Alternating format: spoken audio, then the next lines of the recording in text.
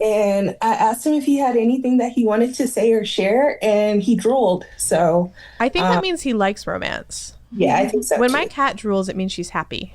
He's not normally a drooly boy, so I'm choosing to read it as a net positive, right? Yeah. Hey, sleepy boy. All right, go get in trouble. Go do something. So, I'm going to let him roam, but if he makes too much noise, I will kick him out. Oh, no, that's okay. Jeff is knocking over everything in this room as though he himself were a cat. So I think Locke should be able to do whatever he wants. Hello. Jeff decided to text me last minute and ask me if I had any romance recommendations for him, as if that wasn't something that would take... You're already about to get kicked out. As if that was something that wouldn't take me time to compile and think of. I was very offended. Spent my entire first hour on desk reviewing Jeff's email, being like, I need... You guys are so on top of it. Yeah, like authors. I was like, I can definitely know this right off the top of my head. I have my phone in front of me, so I will also have my Goodreads and Storygraph in front of me. I see. Yeah, I have 2 Post-it notes. Okay. Yeah, They are but crammed full of writing. Roddy's upset because I asked her to 101% personalize it to me. Oh. That's probably why Roddy's stressed. And her mic is off.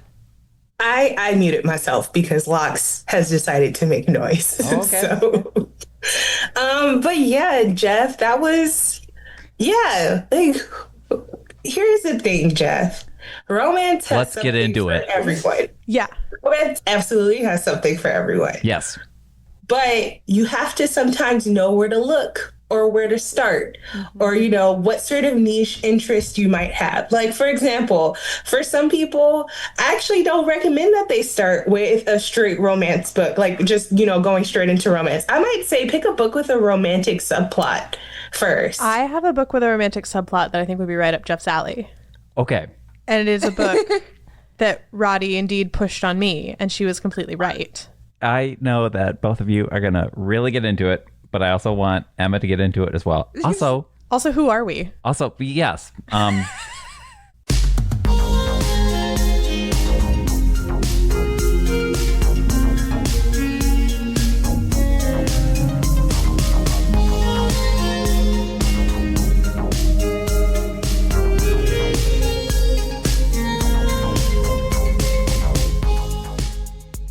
Welcome to A Little Too Quiet, the Ferndale Library podcast, brought to you by the Friends of the Ferndale Library. My name's Emma, and today we're talking all things romance. Emma, welcome to the podcast. Thanks for it's your first podcast. I'm so excited. Oh my God, is it your first podcast? It is my first This is Mary podcast. Graham, by the way. Yeah, that's Mary Graham, and that's Roddy. Roddy, Hi. and I'm Jeff, and it's Emma's first podcast. Welcome, Emma. Very first podcast to Emma. And Emma has exciting news for us, Does right? she? Yes, Emma. What's the I news? just might. Coming to the Ferndale Library is a romance book club. Our first official meeting will be October 7th. Our first official meeting will be across the street at Love and Other Books. We love a community partnership. Going forward, it'll be at Urban Rest, but for the inaugural, I thought Love and Other Books would be apt. Yes. Love and Other Books, a bookstore, Emma, correct me, does focus on romance, but also focuses on kids' books, but focuses on romance. It really is love and Other books. Yeah. Romance book club. And there's something exciting because I think here I am, the marketer. I was going to ask, what's the first book going to be? But there's something interesting about that too. Yeah, so there are no current books picked out. However, in August, to celebrate Romance Awareness Month, I will be creating a display of romance books, but also launching a ranked voting system of about 12 to 15 books, because I can't make decisions, that will be in a Google form. The people shall speak. I love democracy. I love it. And whichever one has the most votes will be like the first month's book, and then so on and so forth. So we should have the first probably 5-ish months planned out at the end of August, beginning of September. This is like the culmination. Like, the Greeks invented democracy so that someday the fine people of the Metro Ferndale area could rank choice vote on what I bet. Jeff, I don't know why you're laughing. I'm being serious as the grave. Oh no, I mean, I'm so glad. I'm so glad Emma's here, and Emma, I hope you That is do. probably amused because there honestly should be a timer to see how long it takes one of us to bring up an ancient society in pretty much any. That's why I'm giddy. Yes. That's fair. We gotta go back and listen to the old episodes now and like start calculating the average. Mm-hmm, mm-hmm. Because Emma, I will tell you, it takes no time whatsoever. No. Yeah. Roddy and I have been podcasting for these many years now, which is wild, actually. I think the first podcast I ever did here was a romance podcast. Yeah, it was sometime in 2023. It's one of our... come full circle. Yeah, how the turntables, by which I mean it stays exactly the same. Oh, yeah. Mm-hmm. I always want to be talking about romance. Yes. Romance. Yes. Let's stick up for that genre. Let's talk about that genre.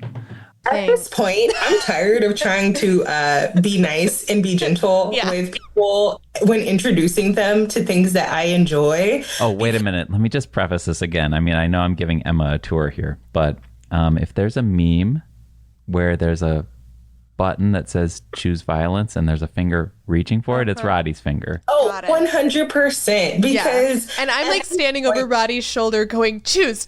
Yes. Because it's such an old, overdone conversation, and we spend so much time trying to defend the existence of romance from like your average misogynist or homophobe or any other sort of phobe or ist you can add there, that we don't actually get to discuss the problems within the romance genre. Literally. Because like any genre, they have problems. Oh. It's like so for me I like to this is a more serious level of comparison, but during COVID, you know, the height of the pandemic, when I was taking a lot of mitigation efforts, I felt like I couldn't complain about them because other people were simply not doing them. So like I wear glasses, I wore a mask, I hate when my glasses fog up when I'm wearing a mask, and I felt like I couldn't say I hate that my glasses fog up when I'm wearing a mask because I would have to follow it up with, but I'm still going to wear one. Exactly. Whereas other people were like, I hate that my glasses fog up and I don't care about human life, so I'm not wearing a mask. I was like, great, now I can't even complain because Roddy is exactly right. And this is where like my librarian training kicks in full force. And I feel like I have to do the full-throated defense of genres or books that I don't personally enjoy, which I'm happy to do in my professional life when I'm on the clock. That's part of the gig. But then in my not professional life, when I'm off the clock and people are, I don't know, making fun of the kind of books that are popular on Book Talk, which are books I don't enjoy and would like to be able to critique some underlying assumptions about, because these are not being criticized in good faith. It's just being like, ew, erotica for women. I'm like, you stop talking. No, that is... Yeah. I get really defensive. So there's the people who like say, ew, the sexy dragon books, like women read that or people read that, whatever, what have you. And I'm like, if you're going to critique the book, critique it for the reasons it should be critiqued. Yes. Hell yeah. That it's like Rebecca Yarros didn't like learn actual Gaelic language and just kind of made up her own pronunciations, or Sarah J. Maas did many things. That's a lot of things. But you choose to bash it for it being... book that has sex in. Book that has sex with big man with wings. Yes. And that's just and like neither correct. of those things are inherently a problem. No. Sure. Okay. I see where we're going here. People also pick the most, I'm not saying that those aren't also vapid reasons, but people also choose very vapid reasons for their criticism. So there is an author who I really love. I've read all of her books so far, and that's Kimberly Lemming. I don't talk about her much in these podcasts, but I'm literally going to grab her books because they're staring at me. But she wrote the books with the very funny That Time I Got Drunk. And Saved a Demon. First of all, love these covers. Anyway, super fun. But people looked at the titles and they're silly titles. They are. But if you are going to go on an anime tangent just for a minute, and then I will come right back. If you are a fan of anime and you are familiar with the isekai genre, there are lots of titles where it's like that time I died and got turned into a slime, or, that time I blank and blank and blank or whatever. But that often is not indicative of the quality or, what's going on in the text. These books are so funny. They're so romantic. They're just goofy. They also have body diversity and diversity of character in general, that they're just so much fun to read. And they're low stakes romance, which is fine. Very rarely do I laugh as hard as I did reading these books, and I love them, but people look at the titles and they're like, what drivel is being published today? And I'm like, excuse me. No, this title tells me everything I am getting into with this book. I know exactly where I'm going. I have the tone down. I'm not going to get sidetracked or surprised by some random plot point that's going to come from left field. Yes, I know where I'm going with this book, and it's great because it tells me as a reader what I'm going to experience and whether or not I will enjoy it. So if you're not a person who wants to read a dragon book or a werewolf book or whatever kind of book, books like this are great so that you know who to avoid. That doesn't give license or mean that you get to, or you should take that as an opportunity or a springboard to then, I would just say it, be a hater about a book that you don't know. I like being a hater, but I like to be an educated one. Yes, so if I'm going to read something, I'm going to know what it's about. That is the concept. This is okay. Go for it, Emma. Okay. I just have to say, if Kimberly Lemon, I haven't read her books, but they are on my shelf to be read at some point because I'm someone who collects and just picks them out when it's the time.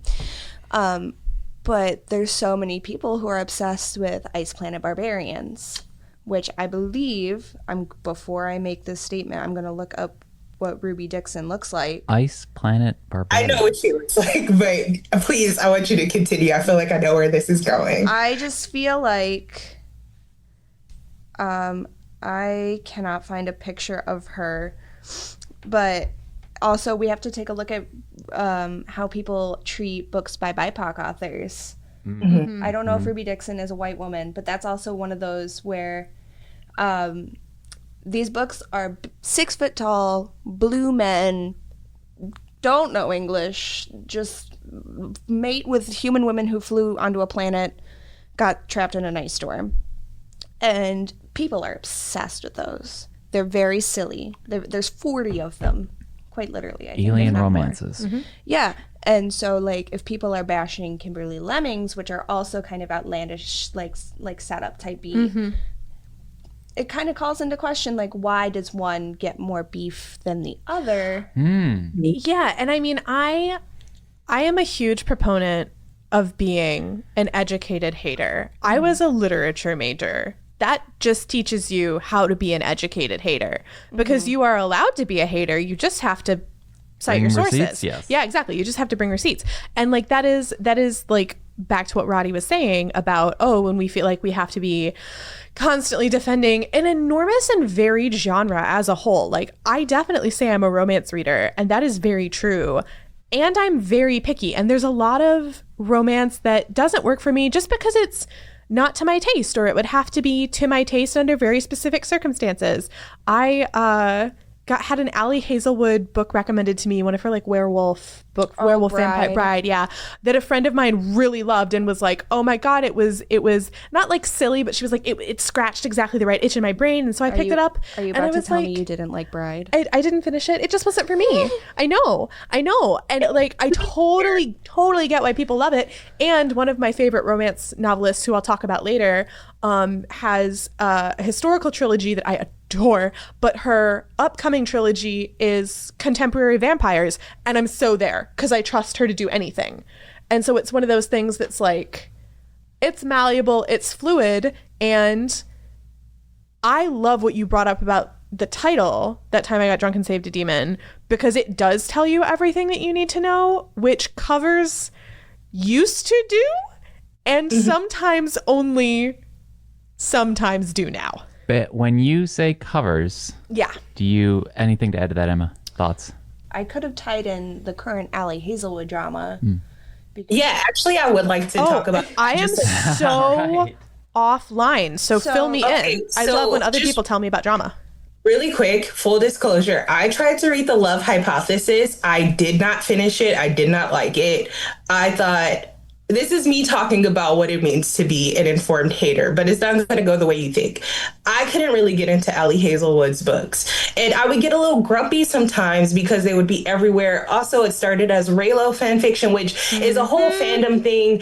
I don't actually mind the fan fiction to romance pipeline so much. My views on that have actually changed quite a bit, and not because I've read some that really spoke to me, but because I do think that for a lot of writers, fan fiction is their first foray into writing. And if it helps someone discover a passion, I'm all for it because I read it myself, at least that's what I'll admit to on the air. But for Allie Hazelwood, I had to kind of change my opinion, not because I read her books and liked it, but because I found that it was no longer a conversation about whether or not I liked her books for what they were, because it honestly just wasn't for me, or whether or not her books had the right to exist. And I was just like, this is not how this conversation should be going. And she's involved in this controversy that I find to be not only extremely shallow, but shallow. incredibly hypocritical for anyone who reads a book in which a 300-plus-year-old entity falls in love with a very young, late teens, early 20s woman. Is this problematic summer vacation, summer romance? No. So basically, at some sort of conference, I don't know where it happened, Allie Hazelwood made a statement that Peeta Mellark was useless. Oh. And Well, she's wrong. Well, no, she is, and she's entitled to be wrong. Yeah, of course. But she's a not free country. She got bullied off of Instagram because so many people were upset by that my opinion. God. And that's not where the energy should be going. No. The energy should be directed at authors creating actual problems. Like Allie Hazelwood does so much to uplift other authors and support other authors, especially authors of color. Yeah. And she's like literally doing a Kickstarter with a bunch of different BIPOC authors for like dystopian romance right now. I'm waiting for the email to hit my inbox because I Love will that. say I am an Allie Hazelwood stan. I will read her grocery list. Sure. But Well, I mean, I heard, and now I've forgotten where, like, who the author is, where this is coming from. This is how things filter down to me. I think someone's writing a book called Problematic Summer Romance. That is Allie That is, Hazelwood. but it's like, it's supposed to be an age gap romance where the age gap is like, it's 15 years. It's 15 whopping years. that is not, oh, sweetie. I have to, this is why I'm getting so fussy. That is, because- I also would be fussy because, like, hello, go watch Harold and Maude and call me back later. And don't get me wrong, I understand for a person that an age gap of that amount or any amount greater or lesser can be disturbing to read. It can be triggering. It can be whatever. But there are people for whom that kind of thing is not a problem. And this was before the Peeta Mellark thing. This is my first time hearing about that. I also have complex feelings about every male character in that trilogy that aren't Finnick Odair and Hamish Abernathy. So, I will plead the fifth. But she was getting harangued for having this age gap that I was just like, if you read about a 300-plus-year-old Fae King falling in love with a 19-year-old, and you think that's fine because that's fantasy, you're being pretty hypocritical, in my opinion. I also think Allie Hazelwood kind of takes some of the I don't want to say it's all an indie trope because I feel like there's like your Penelope Douglas who does more of like the more taboo type romance, and she kind of Sierra brings Simone. Yeah, I Love Sierra Simone. Sierra Simone is interesting. I read Priest, but I went to Catholic school, and I think couldn't- some of it I couldn't take seriously. I couldn't get through Priest, but I enjoy Sierra as a thinker and a person. Okay. Yeah. Well, the thing is so Allie Hazelwood in Deep End, she was taking on like this whole like BDSM thing, and it was supposed to be like this foray into like dealing with kink in her books, and a lot of people were like, this is so bland, like this isn't even like really talking about kink, he's just bossy. And I'm just sitting here, I'm like, well, comparatively to Allie Hazelwood's other books, this is more of an exploration of kink and more of a whole that kind of discussion. And then with Problematic Summer Romance, like she's taking on an age gap, but it's more about like in comparison to her other books, I think, because she doesn't really have something like that. And she's not going to be like the person who like has these super taboo romances. She's making like trad published popular romance, but she's including some of these things, but she's not kind of going ham on them. She's kind of, I don't want to say she's making them palatable, because obviously some people like, oh, I know what you mean. I think, and Roddy, tell me if this is your experience too, as someone who pretty quickly, because I enjoy queer romance, got into some of the indie houses, some of the self-published stuff where you can find pretty intense stuff. Like, it's the kind of thing that makes me think about like I remember looking at 50 Shades of Grey and being like, the problem is not that this is erotica or that it's BDSM or whatever. The problem is that come with me and I can show you better books on this, you know, that feature this, exactly. you know. And the other thing about this that frustrates me is that for romance authors, I think that the way they write is their prerogative, right? 100%. And the reason why I say that, and I say this very lovingly, is that we have romance authors who will write the same book over and over and over again with new characters. They might switch out a profession. The Duke is a Viscount this time, or he's a rogue. And the people crave it. And the people crave it. The people eat it up. But we have an author who, within the realm of romance, which is a huge genre, is experimenting in ways that most traditionally published authors don't. They tend to pick a lane and stay in that lane.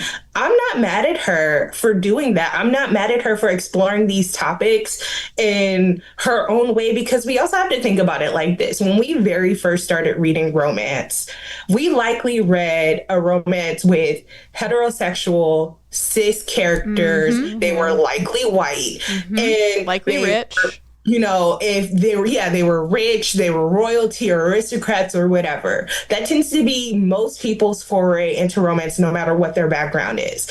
It's not until we delve deeper into the genre, so we got exposed to other authors, other subgenres, that we get to find things that are more catered to our experiences. But the thing about that is that does require experimentation.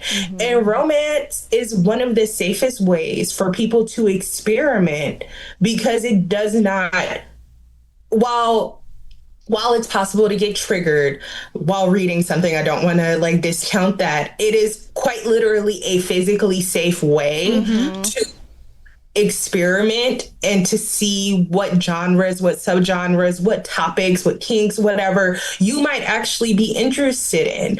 And so when we have people, because there's an issue with censorship, that people are finding themselves wanting to restrict access to or diminish or, you know, get rid of certain things, where people are very much losing safe, quite literally safe spaces in fiction and literature that they should continue to have access to.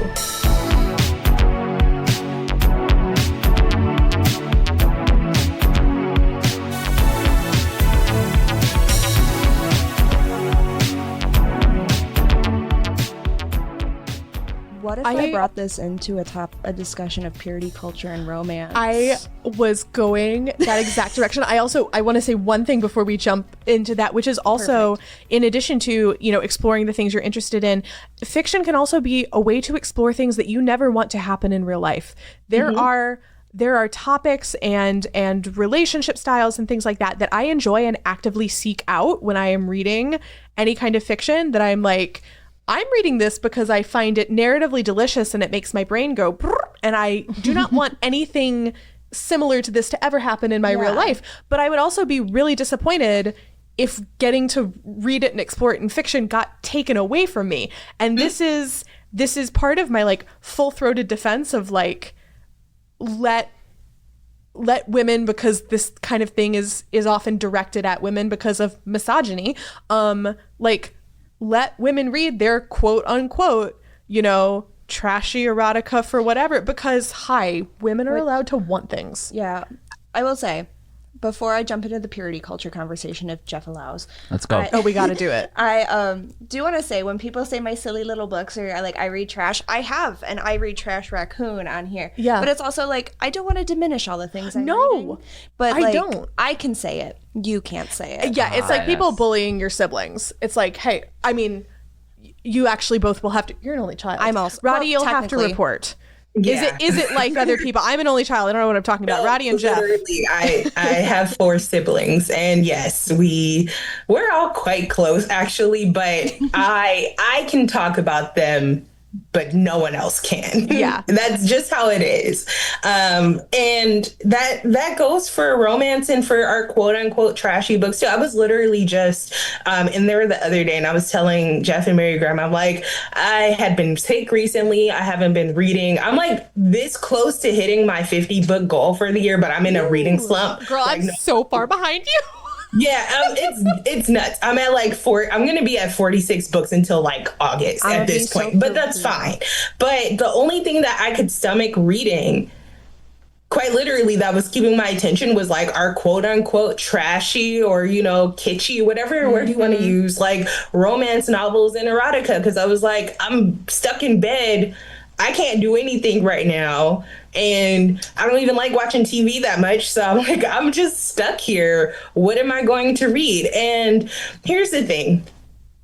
My AP Lit teacher in high school used to make this joke that everything that we read is either Shakespeare or the Bible in terms of literature. For romance, I would say everything is Beauty and the Beast, but rewritten a bajillion times because they always take that trope of, that the gruff. I love a grumpy sunshine. I love that trope. You can sell me very easily with that trope. But, we just read all these different distillations of that dynamic, and some versions of that dynamic are much darker, much grittier, sometimes violent in comparison to the really cute coffee shop equivalent of that. And that's fine. And honestly, I personally think it's a good thing because getting to the purity culture in romance, or was there anything you wanted to say before we dive into this, Jeff? No, I'm good. I'm just along for the ride. No questions yet. Yeah, I think that's a perfect Yeah. segue, Roddy. Yes. So resident Catholic school kid here. I went Same. Did we both do all 12 years? No, I only did 8. Okay. I did kindergarten through 8th grade. Are all the Catholic school kids just reading hella romance books No, now? we are, and I have think a, it should be studied. a Phantom of the Opera tangent that I will bring in later. No, I did 5 through 12. Roddy, you did K through 8. And I did you I do did K through 12? preschool through 12. Okay. So I was I did my time. We've all put in our time. I'm also raised Catholic by a mother who was Catholic school, and I went to catechism. So Oh, you were the kids who moved our desks and never and put stole them the back. pencils. Oh Yes. my right. gosh. That's right. I was doing that at night. Sorry, guys. So my first foray, this is actually one of the questions Jeff sent us. My first foray into romance was I bought Josh and Hazel's Guide to Not Dating by Christina Lauren. Yes. And I read it in my freshman college dorm in 4 hours. Freshman college romance intro. I will also say, like, if we're going to go back to the roots of it, I was reading like Imagines on Wattpad and Instagram when I was 14, and I thought I was going to hell about it because you're programmed to think that. I And was so- rereading the same kissing scenes in much tamer books and being like, we're not going to examine this too closely. Yeah, no. And so when I first started reading romance, I was like, and especially since it was Christina Lauren, because Christina Lauren is not like the most explicit, but does have a lot of open door scenes, which we'll talk closed door versus clean, because that's a whole nother discussion. Yeah. And I remember thinking like, whoa, I just read that in a published book, and it kind of opened the whole new world for me, because I was like, wait, am I gonna go to hell for reading this? Because like that's what you're ingrained in. Like It's when a you're it's a in pretty there for sex so long. negative. It's a very sex culture. negative culture. Like, and I was at like a school that was a little bit more conservative, and they were more like I don't know. I was at a girls' high school, and the messaging was very like, your desires are dangerous. See, my first year of high school, I was in an all-girls school, and they didn't really give. They at least did sex ed at that school. My second school, they did not do sex ed. They said STDs exist. Don't do drugs. And here's the food plate. So it wasn't quite talked about, but it was just like, and I think that's kind of what happened was the shame behind it. And then also this was something I checked in our handbook because I was curious. At my first high school, if you got pregnant, they would do anything they could to like help you. My second high school, you would have gotten expelled. You would have gotten expelled at my high school too. Wow. So it's just kind of going from, I came from an Irish Catholic background, having all of this like taboo stuff. I will also say I grew up watching soap operas with my mom, so it wasn't super taboo in my household, but among my friends in school, that's where it kind of happened. For what it's worth, I wasn't raised Catholic. We're an observant Christian household that's a different denomination. So I was going through Catholic school with a like, I don't think that's right, but I don't know enough to dispute it, like in front of you kind of mentality. Yeah. You So- did not have to do the Catholic apologetics class, did you? I mean, I had to, in school, but not over the dinner table. True. So it's just kind of when I first found that romance, because I went to Michigan State. It was a big college, big public school. I was like, wow, I read it in 4 hours, which is probably one of the fastest times I've ever read a book. And I really think finding that, and it kind of gives you permission to be like, I can read these things. I can feel these things. I can think these things. And it's kind of empowering. And you kind of see how much, especially I feel like it's not always for like Catholic denominations or people who used to be Catholic, but people who used to be evangelical. Because I feel like there's a lot of overlap there. There's a lot of overlap. And I feel like that's why I feel like there's a lot of legislature in red states trying to stop that because it kind of it goes along with the religious aspect of it as well. Yeah, so on the subject of, the people who hate on romance for bad reasons, and I'm like, well, but you're not being a well-informed hater. This does have real life political consequences. Because if we hate on the romance genre, regardless of quote unquote literary quality. Because again, when I take my professional hat off, I have very candid words about what I do and do not find to be an attractive writing style or plotting or things like that. None of that matters for the context of this discussion because we're talking about institutionalized misogyny. So when people like hate on sexually explicit material solely for the fact that it is sexually explicit, and especially when you're talking about like a novel that is fiction, that is entirely words on a page, nobody was harmed, and also whatever you might personally think about like sex work, like nothing remotely close to that has happened in the production of this book.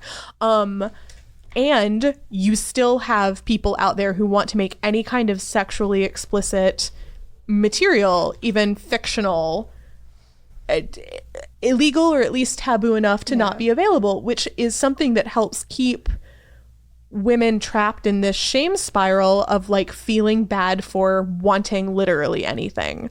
And also it becomes the slippery slope of what is considered sexually explicit because there are people who can take that line all the way down to pretty much most examples of physical affection. Gay people holding hands. To be completely honest. And the thing about it is that I did go to Catholic school from kindergarten to 8th grade.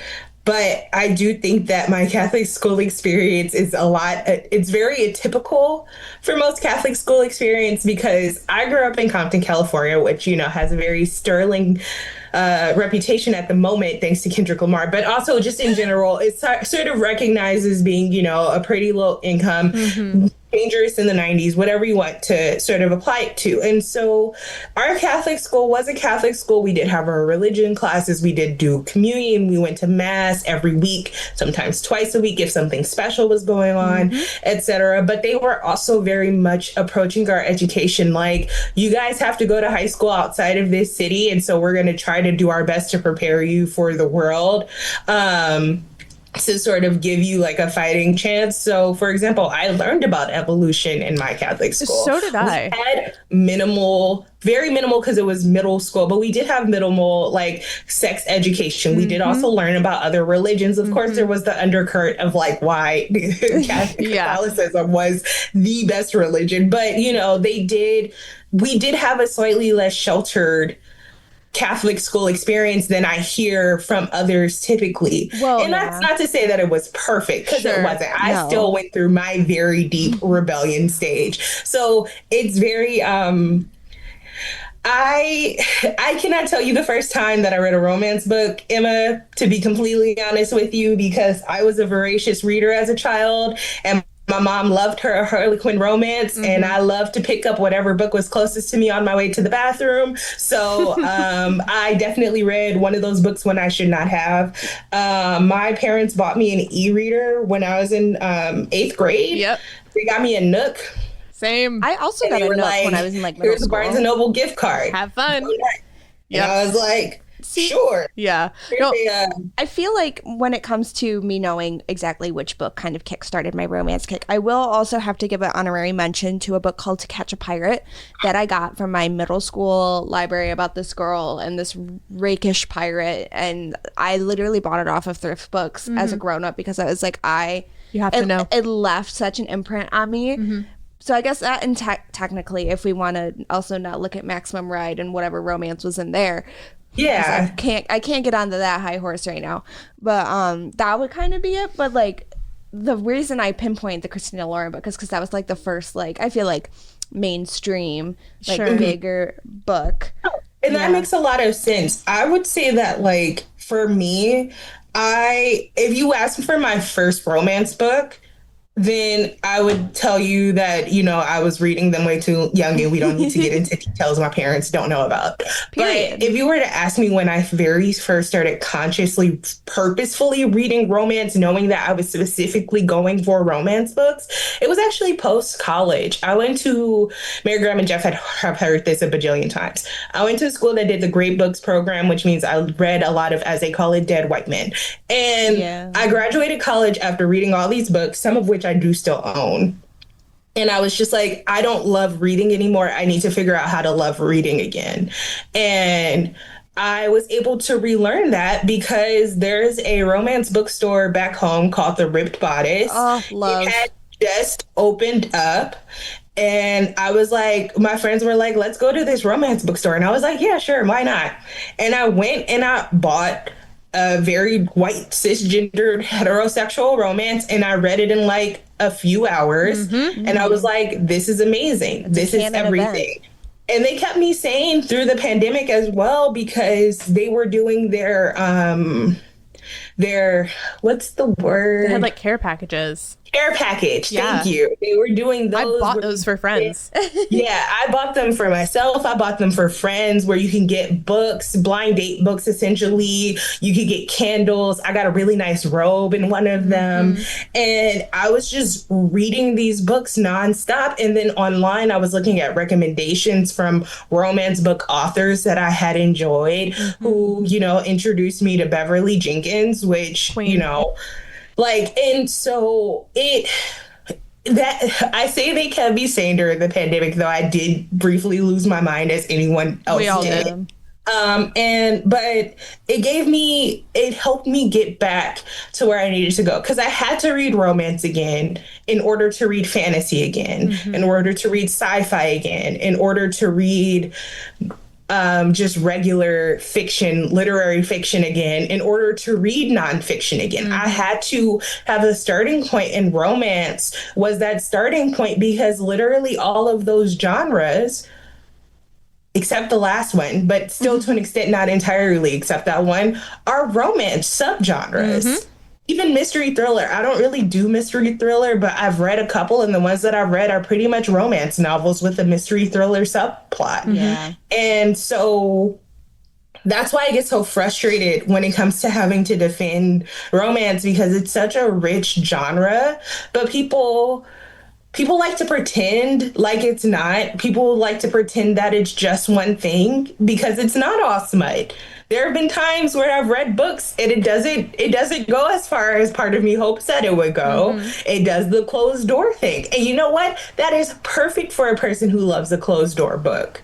And honestly, sometimes it's great for me, because not all scenes are written equally. Yeah, and we can all like things at different times. If this is an appropriate segue, I would love to switch over to and here's the thing I'm really excited about part of the pod, and love to hear about people's favorites, because I have two favorites that have no sex in them at all that Well, I will also I would love to discuss. like to point out that I don't know if I'm allowed to break this secret, but Oh. I'm separating out romance Oh, from yeah. our collection. Oh, Okay. yeah. Oh, yeah. Bring it out. Yep. So excited. What does And that mean, Emma? So that means romance will no longer be mixed in with general fiction, which will hopefully create for easier browsing. I'll be able to see, I'll be able to see what series are missing stuff a little You're more my easily. hero. Love you. And one of the things I'm doing little circled genre stickers. It's going to be probably about 5. Okay. And one of those is going to be a closed door sticker. And to my best attempts, I'm going to try and make sure we have a decent amount of closed door romance in our collection, because not everybody wants all the spice. Well, and again, at different points in your life. So as I actually had a Catholic middle school experience fairly similar to Roddy's. I went to a Catholic middle school, much not in Detroit, but much closer to Detroit, that drew a lot of Detroiters, and that was actually mostly focused on a good and loving education above everything else. And then my high school was much further out into the suburbs and a bit more conservative. But when I was in middle and high school, I did not like reading books with sex in them, which is part of why I loved Jane Austen so much, is that I knew I was going to get this really emotionally deep romance, and I didn't have to worry about reading anything that was going to make me uncomfortable. And like the same thing, like I remember being very frustrated at sometimes picking up even YA novels and like there being a lot of sex in them. And then I went to college and it was like a switch flipped, and I was like, well, give me all the open door romances, please. But I really am glad to hear that you're doing that. And can you explain to the people why we shouldn't call closed door clean romance? Oh, I would love to. This is one of my favorite hills to die on. So I feel like, along with calling some romance books trashy, a lot of them call them dirty. And that creates the dirty versus clean binary. And that just kind of digs into the purity culture aspect, in which it creates the negative connotation. Like, that's dirty. What would like, make it dirty? That's Is it the dirty. sex? The sex makes it dirty. That's bad. Don't say that. Yeah. And so there has been I don't know what to call it, but there's been a change in attitude in which clean is now closed door. And so it's just the sex happens behind the closed door. If any sex happens at all. If any sex. So the thing is that way it removes that negative connotation, or like in the instance of clean being better, superior, giving it that like, this is the better book because there's no dirty sex in it. They also used to get called sweet sometimes, which I don't like. One of the sweetest books I've ever read is Band Sinister by KJ Charles, which has so much sex in it. And here's the funny thing. We have a couple books in our collection while I was going through and grabbing the romance books to catalog for the changing call numbers. There's a sticker on it that says wholesome. And I'm like, what does that mean? One of my least favorite words. I am not a breakfast cereal. If you go take a look at a couple of our shelves, there's not that many, but there is at least 2 to 3 with a little wholesome sticker with a rose on it.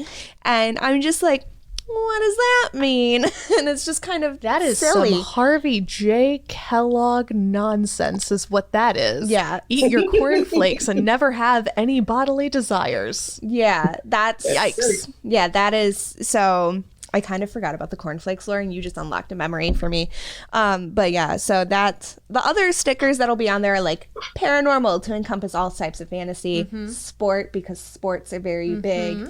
Contemporary and historical will be the other ones. So that way, if you just want a historical, you can just see the color and know that's what it is. You're speaking my language. It's going to be a slower rollout because we're just individually stickering a bunch of books. So it won't be exactly when the switch happens. But yeah, so overall, use closed door instead of clean because you don't want to perpetuate negative stereotypes. And come soon to a Ferndale library near you. This will all happen around October. So once the summer and the busyness ends, there will hopefully be a very beautiful romance section. I'm switching out our romance stickers as well. Funnily enough, they also have that rose on them. So reclaiming the rose for love. regular instead of wholesome. And Yeah, and in the meantime, if you need a romance novel fix before we get the section separated out, you can always just come and ask us for recommendations. That is my favorite part of the job. Oh, I had somebody ask me for romance books, like fantasy books, and I will say she was a big fan of The Fourth Wing and The Court of Thorns and Roses, which aren't my favorite, but I was like, I can work with that. I know when it comes to what our you job, can that get. doesn't matter. We are here to find what you want to read. Exactly. And so like I got to get her like a stack of 7 books, and I was like, here you go, you just made my day. I got to do all the fun things. I had a teen ask me for queer YA romance, and I was like, let's just take a stroll. Like, it was like walking through a garden, and Erin, who is the collection developer for our YA collection, does such a fantastic job. It was as though we were like, walking through this garden, just going, I like that rose, and just like picking those. Like I was taking books off the shelf, making a bouquet, and doing like descriptions for this teen, and she was like, love that, take that, I'll take that. And at one point she was like, okay, just one more, and I kept giving her options, and she was like, I lied, I'm taking all of them. And that's a great experience that we would love to replicate for you.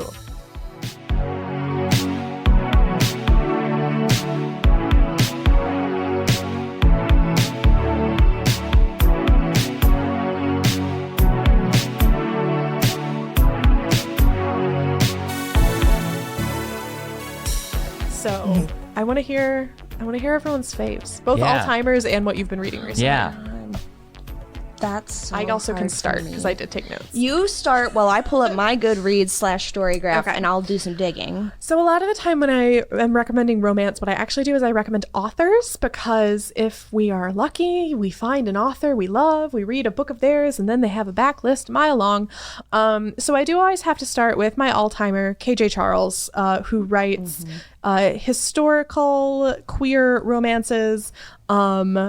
Sometimes they are also paranormal, sometimes not. Her latest book is called Copper Script, and talk about like the books that get us out of reading slumps. I read that on a train to Chicago a couple of weeks ago, and it was everything. It was such a classic KJ Charles novel, and I wouldn't say that she writes the same novel over and over again, but she hits the same, chords that make me feel happy. So Copper Script by KJ Charles I enjoyed recently. My favorite newest writer on the scene is Alexandra Vasti, who I would love to have on the pod. Alexandra, come on the pod. She is a professor of literature down in New Orleans, and also a romance author. Her debut novel is called Ne'er Do Well, like ne'er do well. So we're back to the punny titles, which she has a cute pink cover one coming out She has soon. a cute pink cover one out coming soon called Ladies in Hating. Love it. That is this historical trilogy that she's written. The second one, which is also out, is called Earl Crush. Again, great. Revolves around this sort of secret society lending library in Regency London that mostly publishes like seditious politics and erotica, and it's incredible. So Ladies in Hating is a sapphic romance about 2 gothic horror novelists.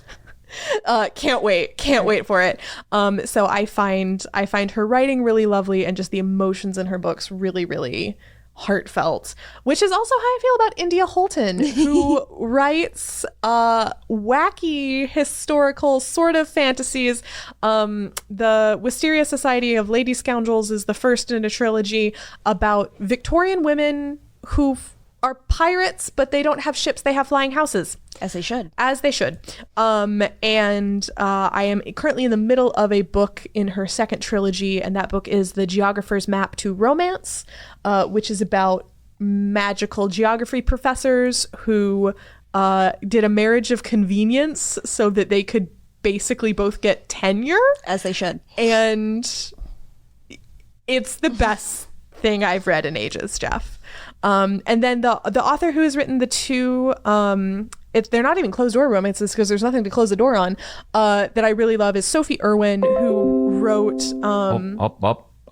Okay, keep going. So Sophie Irwin. Is Sophie Irwin, who wrote The Lady's Guide to Fortune Hunting, and I've forgotten what her second book is called. But I can see it. But the heroine in that one is a painter, and like paints a portrait of a sort of Lord Byron-esque dashing poet type, and they're, oh my god, they're just so, I love both of those books very deeply. I find them very romantic and very swoony and very, for me, whether the stakes are considered like high or low, I need the emotional stakes to feel high. Yeah. And those are three of my broad favorites. We can get to my like all-time novels later because I don't want to talk too much. I found 3 authors that I want to talk about for sure. First is an author who, not just because I'm friends with a couple of these people, but I genuinely enjoy how they write romance. And first I want to talk about is Jackie Kalalia, and I'm going to make sure I had her name pronunciation because we had a whole discussion about it. She writes YA romance from the point of view of an autistic main character. Jamie so she has Something More, which has Jessie, the main character. She's diagnosed as autistic right at the beginning of the book, right before she goes into her freshman year of high school, and she kind of deals with these 2 boys who she really likes, and kind of back and forth pull there. And the way she writes her female main characters just feels, she writes teens really, really well, and to the point where I was like, wow, this is very mirrored to my experience in high school, and made me realize a lot of things about myself, which always fun. And then You Started It is her newest one, and it's this girl who, it's her senior year. She's with her boyfriend of like the whole 4 years or 3 years at this point, and she has this whole bucket list for them to do their senior year.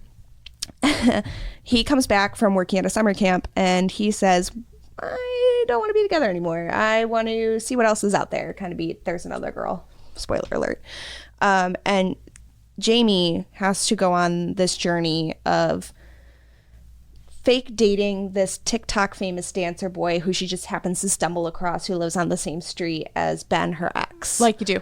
As you do. And she goes through this whole list, but with Axel. And she also brings a really important cultural experience to it because both of her main characters are Palestinian. So there's that aspect to it as well. And Jamie, and You Started It, kind of finds her culture through that as well. And she's introduced to it through Axel, who's also Palestinian. And there's this scene in You Started It where he's filming a TikTok dance at this amusement park, and he's dancing to Treat You Better by Shawn Mendes and just staring Jamie dead in the eye, and it makes me giggle and kick my feet every single time. Next is Gabriela Gomez. She writes librarian romances. So the series is called Librarians in Love. She has 2 books out. The first one is The Next Best Fling. It's a librarian and a ex-NFL player, and she's kind of in love also with a boy named Ben. There's a lot, both of these There's an abundance of Bens in this world. There is a lot, and I don't like either of the 2 in this one. Sorry to all Bens listening. I'm sure you're great, but Marcella is a plus size Latina woman, and she's trying to get over Ben, and she starts fake dating this NFL player. I can't remember his name right now, but he's there. And so she kind of goes on this journey of figuring out wow, I can actually be treated decently by a man and fall in love and all this stuff. And she had a recent release come out, which is Sapphic.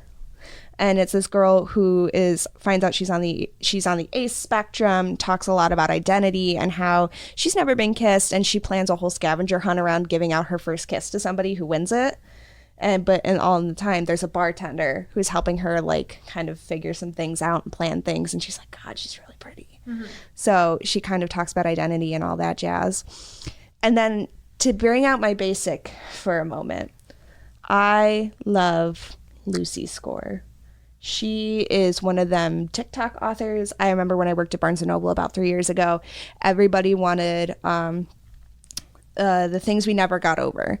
And it's this small town romance. This girl's on the run because she left a man at the altar, and she's doing all this stuff, and she finds this big burly man who's works in a barbershop type beat, and she moves in to this little town, and she I haven't read it in so long, but I need to. And she creates such a fun cast of characters and a bunch of different plot twists that I just love. And all of her books are full of hijinks. They're also all 500-ish pages long. Ooh. So for all my long romance people who just love content, Lucy Score has some of the best content. She's also one of the nicest human beings. I've met her twice. Her mom was a librarian. She's just a great human being. But yeah, I think those are the 3 authors as of this moment that I can really speak to. Roddy? So I was frantically scrolling through my story graph. Love it. I'm trying to see. So I'm just going to, I have to admit, I haven't really been reading that much romance lately that I would openly endorse, at least. So I'm just going to hit on some of my favorites. Going to start out the gate with our number 1, Beverly Jenkins. Wow. I finally bought myself a copy of my favorite Beverly Jenkins book. Look at this cover. Sorry, I just love. This is an audio medium, but sorry, I'm talking to, they can't see, but it's a clinch cover.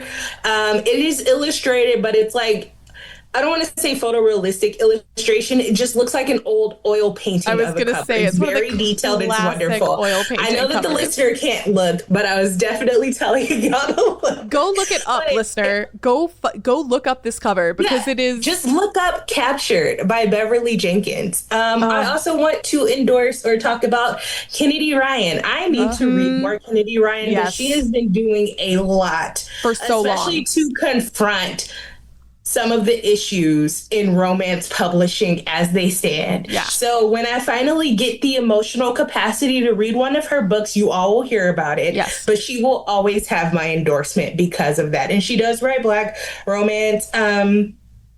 Primarily, I'm trying to think of who else. I would like to talk about Helen Wang as an author who writes non-neurodivergent characters. They are often partnered with neurotypical.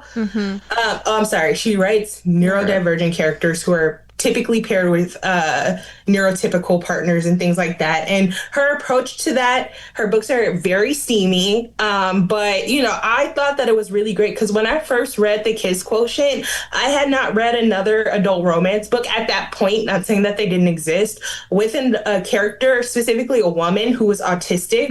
And she gave me that. Can never be upset with that. If you want something that's also Asian American rep, or just Asian rep in general, and tends to be closed door, if I'm not mistaken, it's been a minute since I read it. Lily Chu writes a lot of just like very, you know, just contemporary romance, some fun things going on there. Kimberly Lemming, I've already talked about her before. Some of the funniest books I've ever read, just period, have been by Kimberly Lemming. She's hilarious and silly and just amazing. I would love to meet her one day.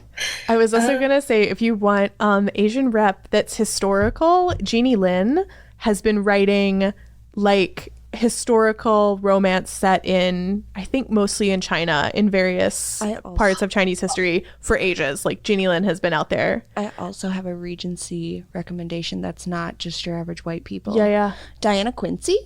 Diana Quincy. She writes Regency romances with whether it's Palestinian or just Arab main characters instead of your general, like just your old average English white guys. Yep. I have a stack of her books at home that I'm ready to just like marathon. Yeah, Courtney Milan as well. Her most recent series is Asian protagonists in England, mostly. And Courtney Milan actually is, Jeff, you were asking about our all-time favorite romance novels. And one of mine, if not really my all-timer, is The Suffragette Scandal by Courtney Milan, which is the 4th book in the Brothers Sinister series, but I think I read that series fully backwards and it doesn't matter. And one of the reasons The Suffragette Scandal is my favorite is first of all, there's some mutual blackmail. Like the hero falls in love with the heroine when he tries to blackmail her, and she basically reverse Uno cards him and blackmails him back, and he's like, oh no, I can't not fall in love with her. But he also, like, she's working on women's suffrage in like the 1890s, and at one point he asks her, he's like, why are you beating your head against this wall? Like, women are never going to get suffrage, and if they do, you know, we're never going to have a woman prime minister. It's like you're trying to empty the Thames with a thimble. And she says, yeah, I am taking water out of the Thames with a thimble, but I'm not trying to empty it. I'm trying to water a garden. And like the fact that like I remember that scene so vividly and so clearly is, you know, in addition to the mutual blackmail. And she runs a newspaper. It's a great book. The Suffragette Scandal by Courtney Milan. I would like to endorse a book that I don't think is marketed as a romance, so I have to give that disclaimer. Mm-hmm. But it might be one of the most beautiful love stories I've ever written, and in my opinion, it has a happy ending. So it checks that box because I do still think a happily ever after or happy for now is necessary for a book to be a Mm-hmm. romance. And it is called The Palace of Eros by Caro de Robertis, and it is a sapphic retelling of the Psyche and Eros story. It does have darker themes. It is emotional, but it is also like it brought me to tears multiple times. Also, might have changed my perception of Hades and Persephone, which it took years to do. But anyway, not the point. I don't want to get off topic, but it was a gorgeous read. It's easily one of my top books for the year. And then because I wouldn't be me if I didn't bring up manga at some point. Period. There's this manga series entitled The Fragrant Flower Blooms with Dignity, which is one of the most beautiful titles I I've was ever going to heard say, in my great life. title. And it is actually, I would consider this YA and teen appropriate. The main characters are two teenagers. He goes to one school, which is known for having, I use the term delinquent very lightly, but they're known for being like delinquent boys are not really that great. She goes to an all-girls school right next to it that is like every girl there is a high achiever. They're all expected to go very far. There's an unspoken rivalry between the schools because it's giving, you might think that it's giving like the slightest bit of Romeo and Juliet, but it is genuinely one of the sweetest romances I have ever read. It deals a lot with, just trying to live up to parental expectations, even when I have to say I love just about every character in this book. And they're not just needlessly perfect. They all have flaws. They're all working through things. These teenagers are coming to terms with the fact that they have to decide what they want to do for the rest of their lives. They're worried about how their friends think of them, and their friends are having to confront their biases and everything.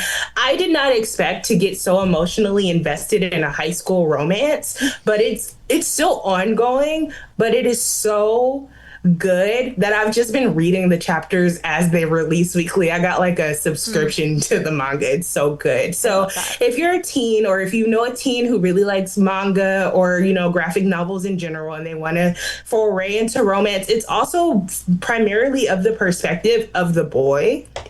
Which I also really like, because I don't feel like we get a lot of romances if they are, between, cisgendered people that are from the boy's point of view or the male's point of view. So I really like that. It's very sweet.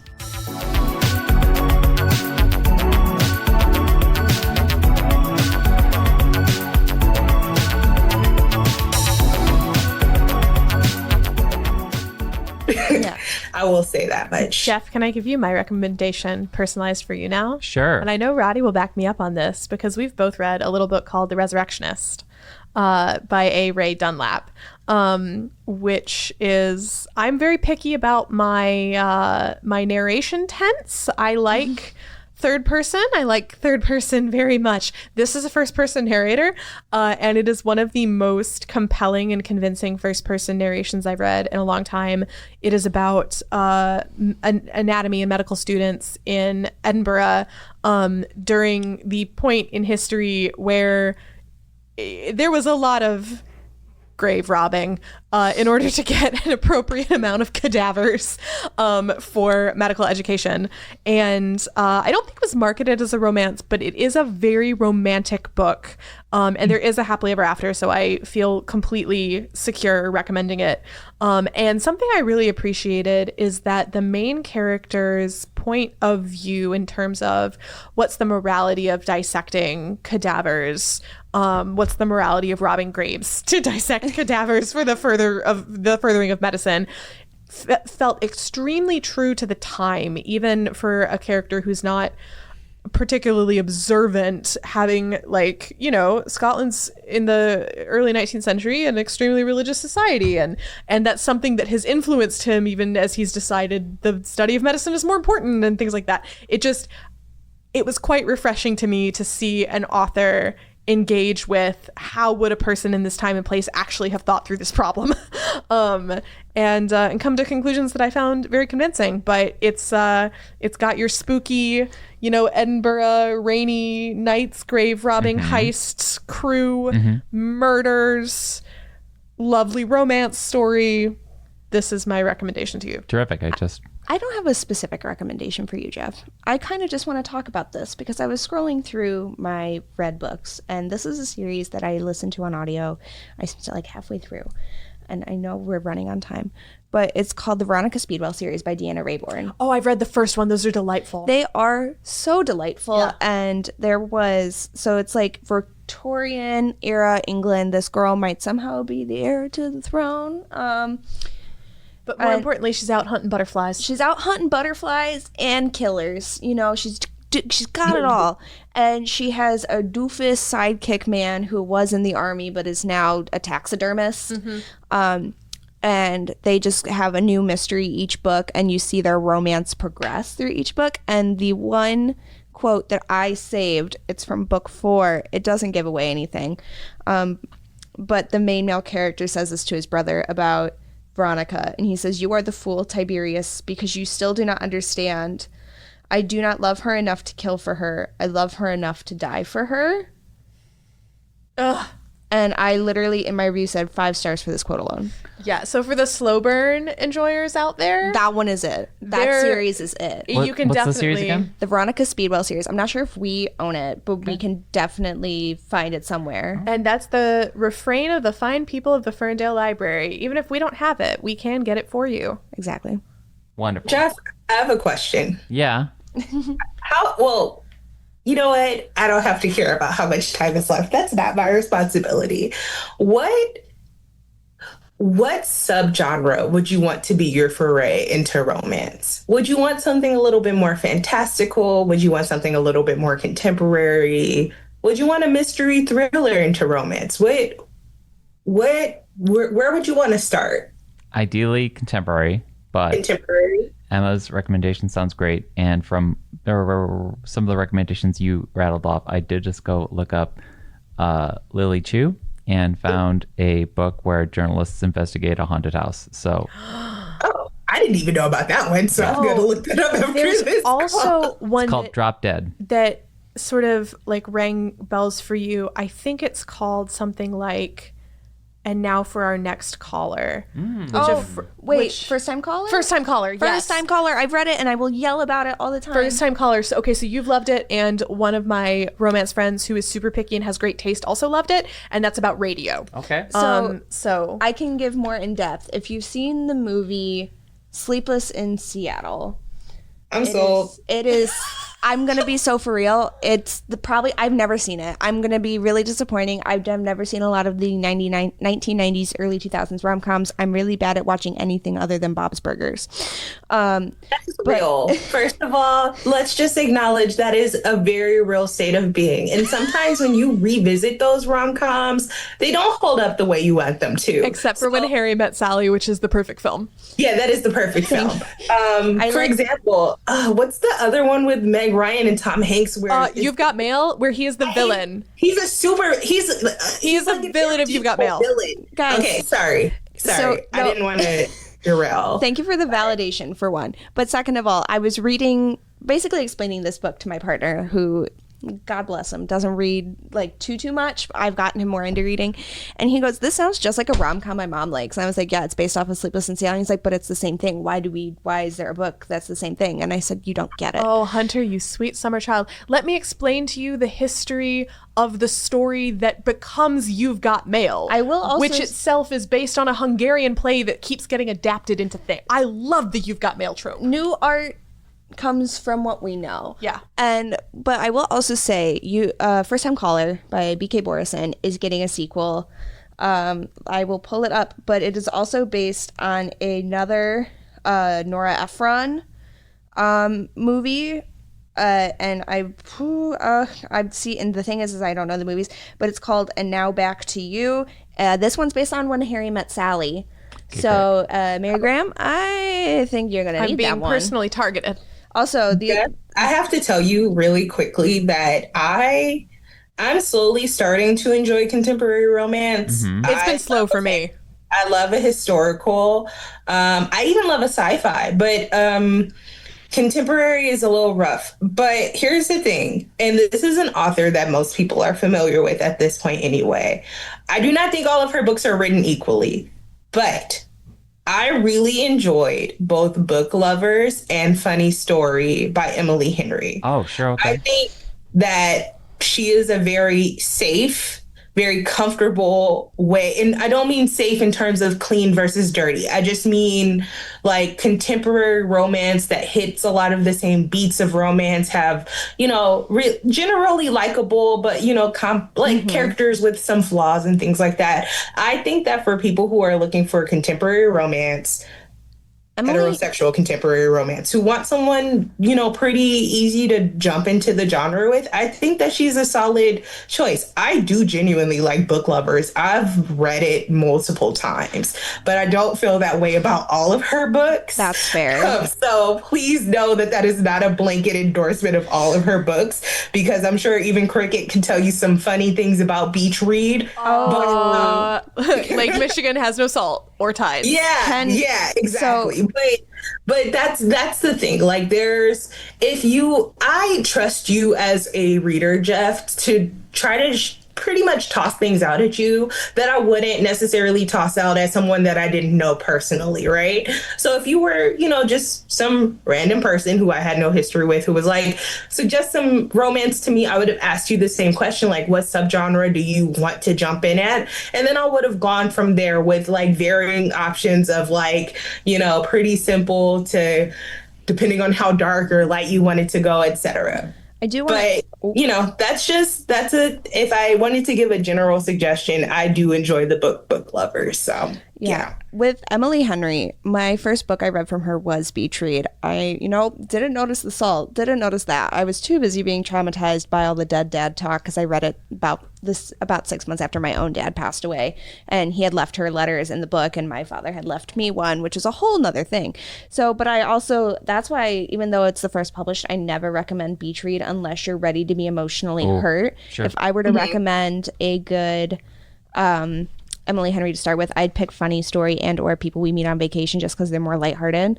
I also often give Allie Hazelwood as a first starter because they're silly. And you know what? You can figure out a lot of things by reading Allie Hazelwood, I feel like, especially like knowing what you like and what you don't like. Let's do another one. Let's do a part 2. I think we need a part 2. We'll do it. I think we need to. We're booking it. I have so many other topics I want to talk about. Oh, yeah. Okay, so Well, you've gone and done it. You've wasted another episode listening to A Little Too Quiet. It's not wasted. That's a car talk. in the Wisteria Society where the reference. pirates have the houses. Yes. Okay. Yeah. Does one of them say that they have a Flying Dutchman Colonial? They actually might. That's the kind of Okay, book it great. is. You need to check them out. Great. Thank you for listening to another episode of Little Too Quiet, the Ferndale Library podcast, which is brought to you by the Friends of the Ferndale Library. Thank you to John Duffy for giving us that music to open and close each episode. If you want to find more information about supporting this podcast, visit ferndalefriends.org. Remember, we're brought to you by viewers like you. Thank you. Please also remember to rate, review, and subscribe. If you leave us a positive review, we can find more listeners, and more listeners can find us. We'll be back next week with more, and probably pretty shortly with this panel specifically, because there's a lot more to say. I was going to say, I need to yap more. They need to hear me. Yeah, Emma, this has been a remarkable debut. And I foresee many excellent pods in our future. So, thank you. Bye, y'all. Thanks for listening.